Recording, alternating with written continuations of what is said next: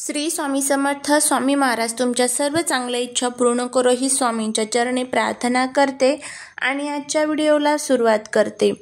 उद्या आहे 2 फेब्रुवारी, वार आहे रविवार आणि या दिवशी आलेली आहे वसंत पंचमी. वसंत पंचमी विशेषतः माता सरस्वतीची जयंती म्हणून साजरी केली जाते. सरस्वती देवीची जयंती आणि या दिवशी आपण माता लक्ष्मीची देखील पूजा करत असतो. देवी सरस्वती तिच्याकडून आपल्याला बुद्धी प्राप्त व्हावी अशी आपण तिला प्रार्थना करत असतो. हिंदू धर्मात माघ महिन्याच्या सणांना विशेष महत्त्व देण्यात येतं. या महिन्यात मागे गणेश जयंतीनंतर गुप्त नवरात्री असे मोठे सण आहेत आणि त्यानंतर या कालावधीमध्ये असते ती म्हणजे वसंत पंचमी. या महिन्यामध्ये संगीताची देवी सरस्वती, बुद्धीची देवी सरस्वती हा दिवस तिच्यासाठी समर्पित असतो आणि या दिवसापासूनच वसंत ऋतूला सुरुवात होते. वसंत पंचमीचा प्रारंभ हा 2 फेब्रुवारी म्हणजेच उद्या सकाळी 9:14 होणार आहे आणि 3 फेब्रुवारीला सकाळी 6:52 संपणार आहे. उदय तिथीनुसार आपल्याला वसंत पंचमी 2 फेब्रुवारीला म्हणजेच उद्याच्या दिवशी साजरी करायची आहेत. धार्मिक दृष्ट्या हा दिवस अत्यंत महत्त्वाचा असल्यामुळे या दिवशी माता सरस्वतीची पूजा करून काही प्रभावी उपाय आणि सेवा सुद्धा केल्या जातात. आज या व्हिडिओमध्ये मी तुम्हाला एक अतिशय प्रभावी असा उपाय सांगणार आहे. उद्या वसंत पंचमीच्या दिवशी तुम्हाला तुळशीला ही एक वस्तू अर्पण करायची आहे.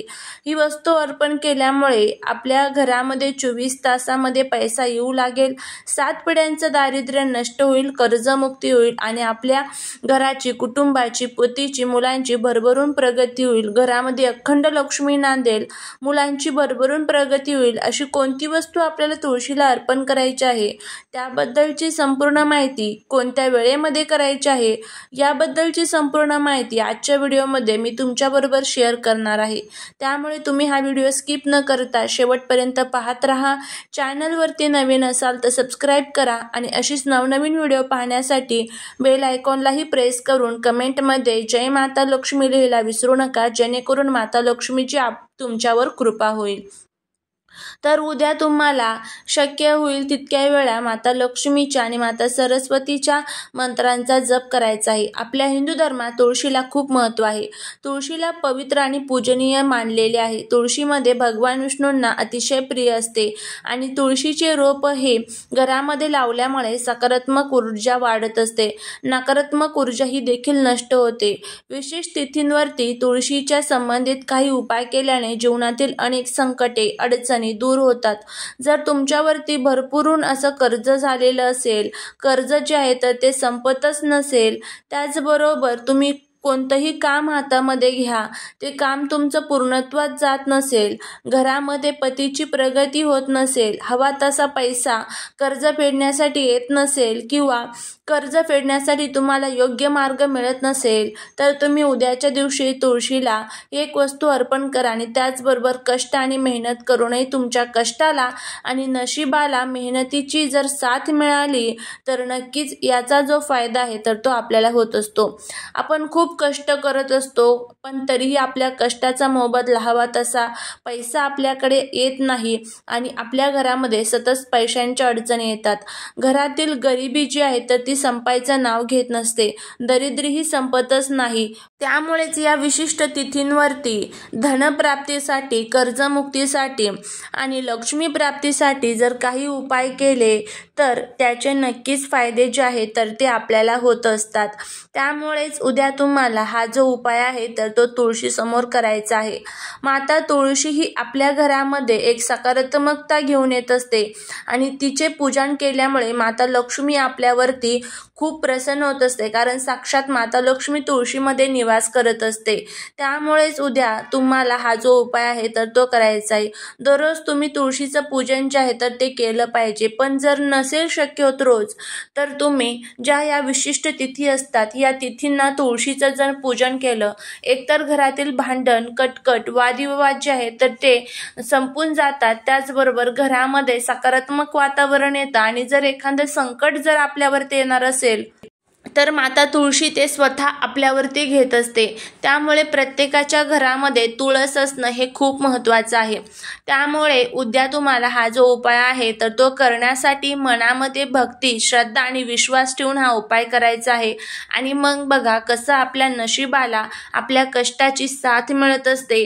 बघा, अर्थात कष्टाला पर्याय नसतो, पण आपण हे उपाय का करतो? कुठेतरी आपल्या कुंडलीमध्ये ग्रह जे आहेत तर ते कमजोर झालेले असतात. कुठेतरी त्याचा जो परिणाम आहे तर तो आपल्या जीवनावरती होत असतो. त्यामुळेच आपल्याला वसंत पंचमीच्या दिवशी हे उपाय जर आपण केले तर नक्कीच आपल्याला त्याचे फायदे हे होत असतात. पंचमी तिथी ही खूप तिथी आहे तर ती पवित्र तिथी मानली जाते. पंचमी तिथीच्या दिवशी तुम्ही जितके तुळशीचे उपाय कराल तितके त्याचे फायदे आपल्याला होत असतात. तर उद्या सर्वात प्रथम तुम्हाला सकाळी लवकर उठायचं आहे, स्वच्छ आंघोळ करायची आहे. आंघोळीच्या पाण्यामध्ये तुम्हाला थोडंसं दूध टाकायचं आहे आणि मग आंघोळ करायची आहे. नंतर तुम्हाला भगवान सूर्यदेवांना जल अर्पण करायचं आहे आणि त्यानंतर तुम्हाला हा जो उपाय आहे तर तो करायचा आहे. वसंत पंचमी आणि उद्या त्याचबरोबर गुप्त नवरात्र देखील चालू आहे. खूप खूप प्रभावी हा उपाय करून बघा. यासाठी तुम्हाला काय करायचं आहे तर उसाचा रस जो असतो तर तो तुम्हाला घ्यायचा आहे आणि एक तुम्हाला दिवा प्रज्वलित करून घ्यायचा आहे. तुमच्या आजूबाजूला जर तुळशीच्या खराब काही घाण वगैरे असेल, धूळ वगैरे असेल तर ती सर्वात प्रथम स्वच्छ धुवून पुसून घ्यायची आहे आणि नंतर तुम्हाला सर्वात प्रथम तुळशीचं पूजन करून घ्यायचं आहे. हळदी, कुंकू, अक्षदा, फुले वगैरे अर्पण करायचे आहे. छान रांगोळी काढायची आहे आणि त्यानंतर तुम्हाला ओम नमो भगवते वासुदेवाय नमः म्हणत म्हणत हा जो उसाचा रस आहे तर तो तुळशीला तुम्हाला अर्पण करायचा आहे. आता जर तुम्हाला उसाचा रस नाही मिळाला तर काय करायचं? थोडंसं पाणी घ्यायचं आहे. त्या पाण्यामध्ये तुम्हाला गूळ मिक्स करायचं आहे आणि हे जे मिश्रण तयार होईल तर हे मिश्रण तुम्हाला तुळशीला अर्पण करायचं आहे. अर्पण करत असताना देवीला प्रार्थना करा, माझ्या घरामध्ये स्थिर स्थायी स्वरूपात लक्ष्मी प्राप्त होऊ द्या. घरामध्ये भगवान विष्णू, माता लक्ष्मी तुम्ही दोघेही अखंड निवास करा. घरामध्ये येणारा पैसा स्थिर असू द्या. कुटुंबाची, पतीची, मुलांची प्रगती होऊ द्या. अशी आपल्याला तिथे देवीला प्रार्थना करायची आहे. जी अप्राप्त लक्ष्मी आहे तर तीही मला प्राप्त होऊ द्या. माझ्या घरामध्ये जे काही दोष आहे तर ते दूर करा आणि घराची माझ्या खूप खूप प्रगती करा. आमच्यावरती असणारं जे काही कर्ज आहे तर ते संपून जाऊ द्या. अशी आपल्याला देवीला प्रार्थना करून आपल्याला हा जो उपाय आहे तर तो सकाळीच करायचा आहे. कारण संध्याकाळी आपण तुळशीला कोणत्याही प्रकारचे द्रव पदार्थ अर्पण करत नाही. तर अशा पद्धतीने हा उपाय तुम्ही करून बघा. नक्कीच तुम्हाला त्याचा जो फायदा आहे तर तो होईल. तर झालेली सेवा ही महाराजांच्या चरणी रुजू करते. व्हिडिओ जर तुम्हाला आवडला असेल तर लाईक, शेअर आणि सबस्क्राईब करायला विसरू नका. भेटूया पुढच्या एका छानशा नवीन व्हिडिओसोबत, एका नवीन माहितीसोबत. त्याचबरोबर जर तुम्हाला हा व्हिडिओ आवडला असेल तर कमेंटमध्ये जय माता लक्ष्मी लिहायला अजिबात विसरू नका. श्री स्वामी समर्थ.